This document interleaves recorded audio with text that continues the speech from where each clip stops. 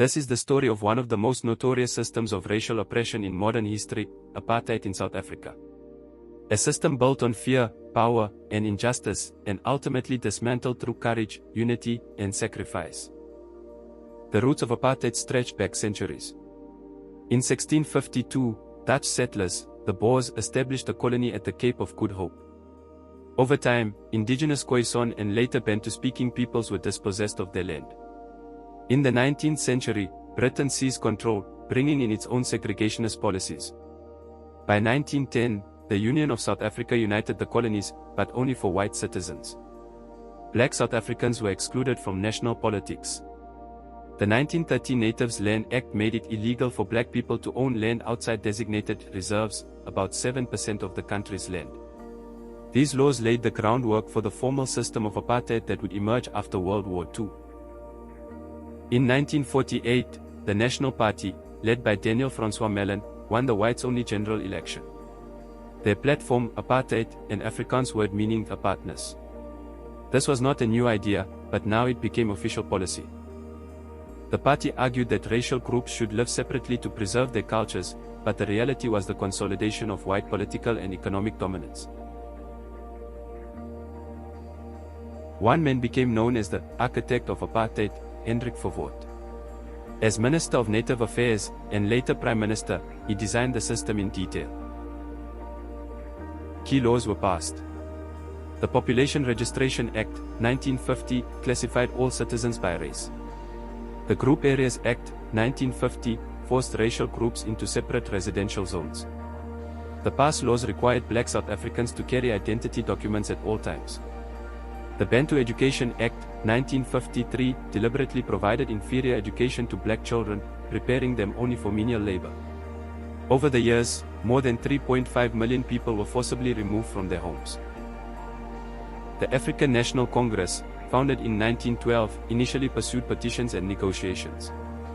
But in the 1950s, under leaders like Albert Luthuli, Walter Sisulu, and Nelson Mandela, the ANC embraced mass protest. In 1952, the Defiance Campaign saw volunteers deliberately break apartheid laws. In 1955, the Congress of the People adopted the Freedom Charter, declaring that South Africa belongs to all who live in it, black and white. Other groups also rose, the Pan-Africanist Congress, trade unions, and student movements. On March 21, 1960, in Sharpeville, police opened fire on peaceful protesters against the passed laws. 69 people were killed, many shot in the back.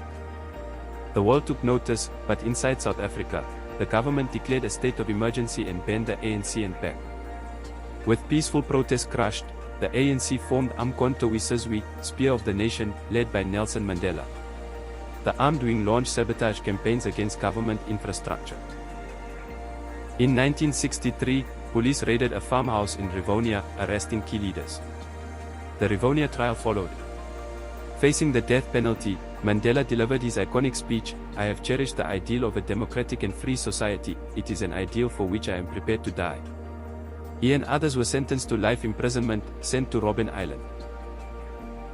Globally, apartheid became a moral battleground. African nations, the non-aligned movement, and the Soviet Union condemned it. Many countries imposed sanctions, the United Nations called for an arms embargo in 1963, later for economic sanctions. But others stood by South Africa, Portugal, Israel, Taiwan, and initially the United States and United Kingdom, valuing economic ties and anti-communist alignment over human rights. Activists around the world mobilized. In London, protests outside South Africa House became a fixture. In Australia, unions refused to unload South African cargo. In the US, universities divested from companies operating in South Africa. June 16, 1976, Soweto. Thousands of black students marched against being taught in Afrikaans. Police opened fire. The image of 13-year-old Hector Pieterson's lifeless body, carried by a fellow student, shocked the world. The uprising ignited nationwide resistance and renewed international outrage. The apartheid regime responded with more repression, but its legitimacy was collapsing. By the late 1980s, South Africa faced crippling economic sanctions, a growing armed struggle, and internal unrest. In 1989, F.W. de Klerk became president. He realized the system could not survive. On February 11, 1990, Nelson Mandela walked free after 27 years. 4 years later, in April 1994, South Africa held its first democratic election.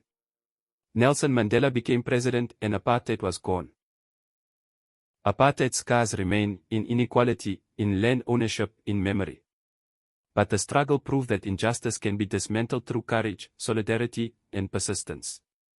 The story of apartheid is not just South Africa's story, it is a global reminder that freedom is never given, it is won.